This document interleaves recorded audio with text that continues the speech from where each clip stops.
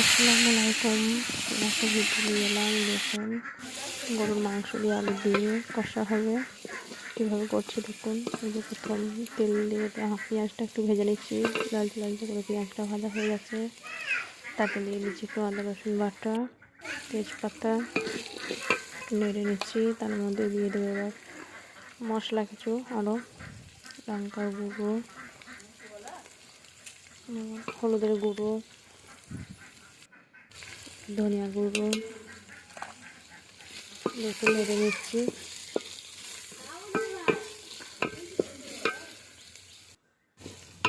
হালকা একটু পানি দিয়ে দিলাম, পেঁয়াজটা একটু ভালো করে কষিয়ে নেবো। দিয়ে দিলাম টমেটো,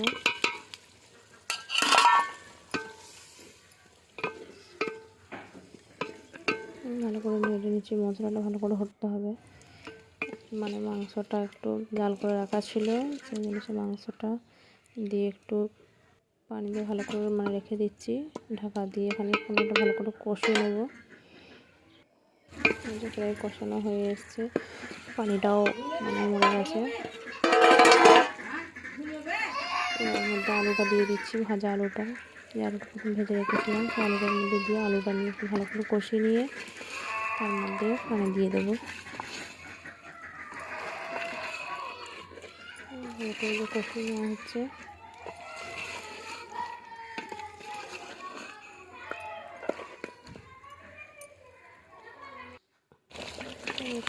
একটু পানি দিয়েছি, একটু ভালো করে কষিয়ে নেড়ে চেড়ে নিচ্ছি।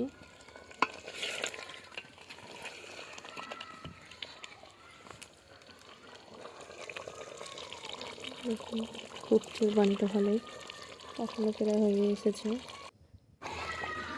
পানি দিয়ে দিয়েছি।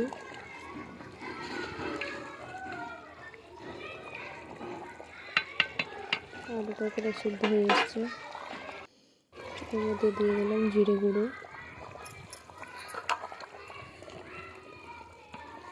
একটু নেড়ে দিচ্ছি, তলা না লেগে যায়।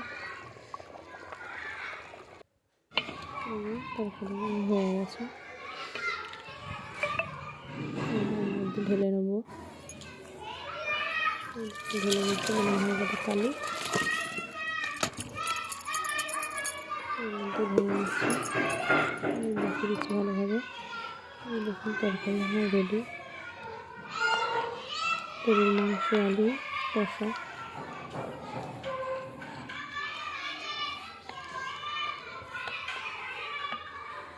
পুরোটা ঢেলে নিয়েছি হাঁড়ির মধ্যে। এই উনুনের মধ্যেই রান্না করলাম। রান্নাটা যদি ভালো লাগে কমেন্ট করবেন, সাবস্ক্রাইব করে দেবেন। ভালো থাকবেন।